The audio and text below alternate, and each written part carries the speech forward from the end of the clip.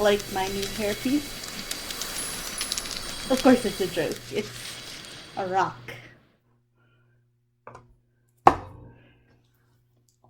Okay. Let's just read random parts. Okay, I'm just gonna call her Mrs. S because I can't pronounce it, but I will spell it for you. Sequot. Sequoyah.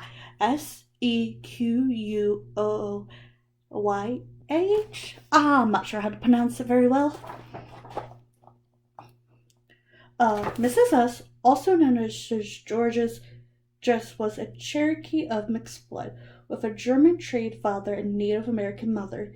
He was raised in the Cherokee culture and supposedly never learned English. After a crippling accident, he devised an alphabet of the Cherokee language that was made up of about 80 characters.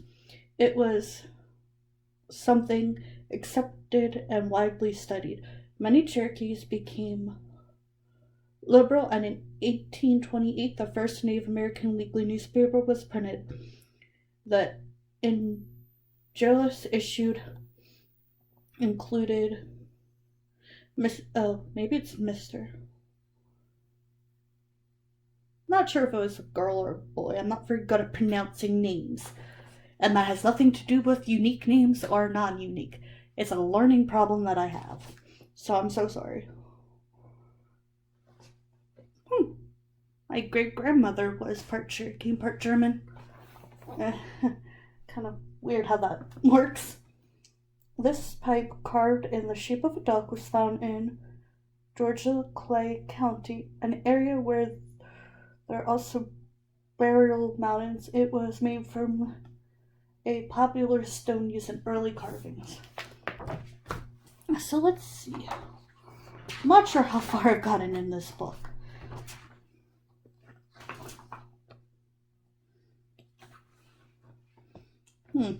The French and Indian War.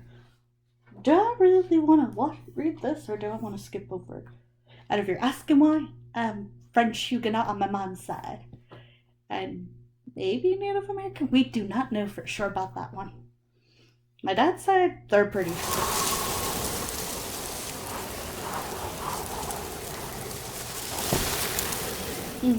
The French and Indian War is the name given to the final struggle for control of North America that decided whether France or Britain would control the eastern part of the country. It was the Clementine of a series of fought in both Old and New World. France, with power in the hands of King Louis XV, I'm not sure what that means, and his advisors, and Britain, with power shared between King George and its consular government. If I'm reading this wrong, I apologize. I am trying. I am terrified to read out loud, especially big books with bigger words. Kid books are a little easier for me to read out loud, maybe. Although they have been conflicted and... Oh, well, I might have skipped over something. Treaty affecting Native Americans before 1754. These were individuals to the globe bounds of power. The great change was that in 1913, it was 1713. Wow. Oh, my eyes. A treaty transformed a large part of Nova Scotia to Britain from New France, the French colony that stretched from eastern Canada to the Great Lakes.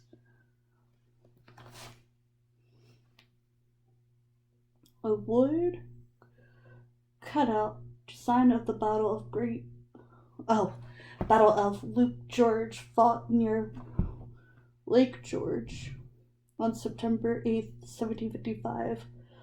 Colony troops and Native Americans under the British colonies. Paramount Indian agent General William Johnson defeated a force of French Guards, Canadians, and Indians. My stepdad, he is French Canadian on his dad's side.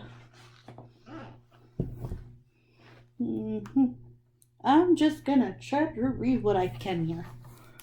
In this engraving of a documented painting by Flex Carra, Carr, Daler and something, the French general in command in Canada, is shown trying to stop Native Americans from attacking unarmed British and colonial soldiers leaving Fort William Henry in August 1757.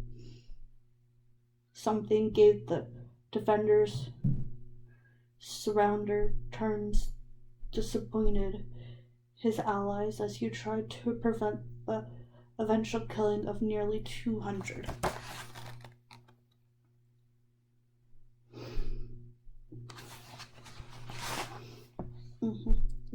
Okay, let's see if I can find some other stuff. Fur pelt account. Not really. Maybe I'll try to read this if I can. Ed Bacon S Photograph Old GABRIELMONTEREY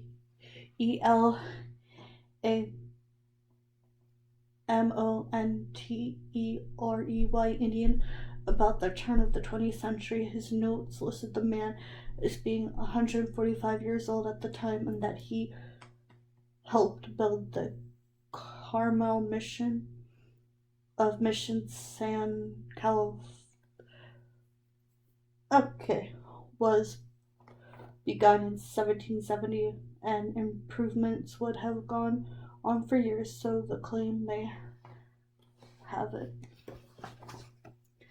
From tribes to bands, the transference of California's southern and Central Coast Indians form an independent lifestyle to the highly stretched and disrupted life of the mission and back again was a shock to their culture. Many died from European diseases to which they had no restraint, and the survivors suffered from the scarring of their population. Those that remained as committed sought refuge in the inland area away from the something. I'm very poor at reading this. I feel like a very bad audiobook.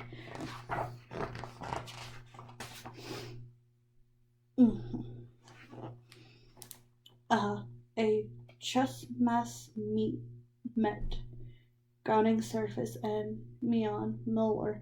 A chessman's woman rolled the meat over the mono to produce cornmeal.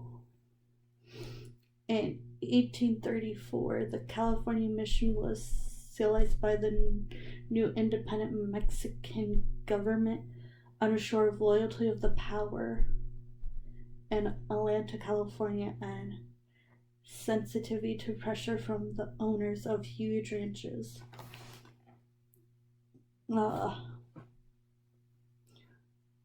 Church mess Pixon in the mountain.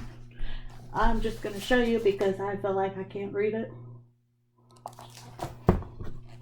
This book is also pretty big. Okay. Nope, I ain't reading that because there's no way I would get any of that right. The igloo. Okay, really. Another Eskimo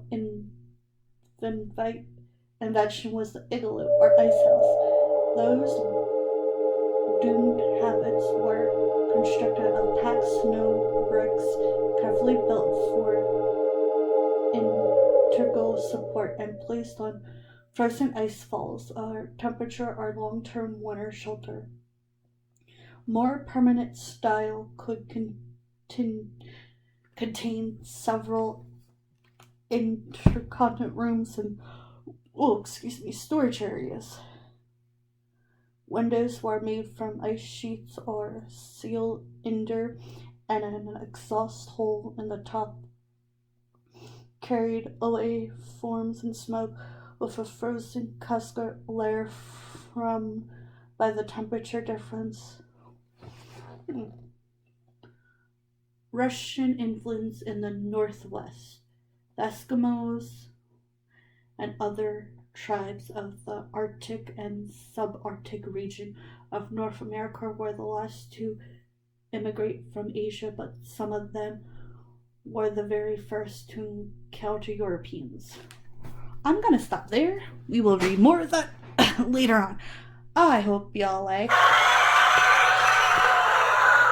my robe. You guys give me I prefer you like, subscribe, and ring the bell if I have it.